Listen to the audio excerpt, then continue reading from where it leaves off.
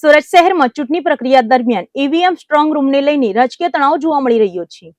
કોંગ્રેસ પક્ષ દ્વારા strong room પર ખાસ નજર રાખવામાં આવી રહી છે. મળતી માહિતી મુજબ કોંગ્રેસના ઉમેદવાર અવધેશ મોર્ય અને રોશન મિશ્રા સહિતના કાર્યકર્તાઓ સ્ટ્રોંગ રૂમ નજીક હાજર રહીને સતત મોનિટરિંગ કરી રહ્યા છે. તેમનો દાવો છે કે ઈવીએમ જ્યાં રાખવામાં આવ્યા છે ત્યાં પૂરતી સીસીટીવી વ્યવસ્થા નથી. કોંગ્રેસ કાર્યકર્તાઓ દ્વારા સવાલ ઉઠાવવામાં આવ્યો છે કે જ્યારે ચૂંટણી પ્રક્રિયામાં પારદર્શિતા મહત્વપૂર્ણ છે ત્યારે સીસીટીવી વગરની જગ્યાએ ઈવીએમ રાખવાની જરૂર શું હતી. આ સાથે તેઓએ વહીવટીતંત્ર પર પણ આક્ષેપો કર્યા છે કે તંત્ર નિપક્ષ રીતે કામ કરી રહ્યું છે. મારું નામ રોશન મિશ્રા છે. હું ભારતીય રાષ્ટ્રીય કોંગ્રેસ પાર્ટીનો વાર્ડ નંબર 28 ના કેન્ડિડેટ છું. કાલે જ્યાંથી ઈવીએમ અહીંયા આવ્યા છે ત્યાંથી અમે લોકો અહીંયા છીએ, કેમ કે અમે જે બિલ્ડિંગમાં સ્ટ્રોંગ રૂમ બનાવી ગયા છે તે બિલ્ડિંગની હાલત પણ સારી નથી. એમાં સીસીટીવી કેમેરા નથી.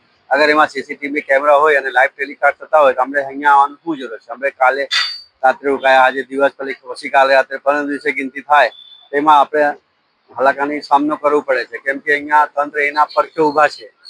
તંત્ર અગર ઈમાનદારીથી કામ કરે તમે અહીંયા ઊભા થવાની શું જરૂર છે? તમે એટલા સવારથી તમે લોકો પણ આવ્યા છે, એક પણ બીજેપીને કેન્ડિડેટ અહીંયા ફરક્યા હોય તો કહો તમે. તેમના જણાવ્યા મુજબ આ કારણોસર તેઓએ જાતે હાજર રહીને નજર રાખવાની ફરજ પડી રહી છે. કોંગ્રેસ કાર્યકર્તાઓએ વધુમાં જણાવ્યું કે તેઓ ગત રાતથી જ સ્ટ્રોંગ રૂમ બહાર નજર રાખી રહ્યા છે અને જરૂર પડે તો આગળ પણ સતત હાજરી આપશે. આ મુદ્દે રાજકીય વાતાવરણ ગરમાયું છે, જ્યારે બીજી તરફ વહીવટીતંત્ર તરફથી આક્ષેપો અંગે હજી સુધી કોઈ સત્તાવાર પ્રતિસાદ સામે આવ્યો નથી. ચૂંટણી દરમિયાન ઈવીએમની સુરક્ષા અને પારદર્શિતા અત્યંત મહત્વપૂર્ણ માનવામાં આવે છે. એવામાં આ પ્રકારના આક્ષેપો ચૂંટણી પ્રક્રિયા પર સવાલો ઉભા કરે છે.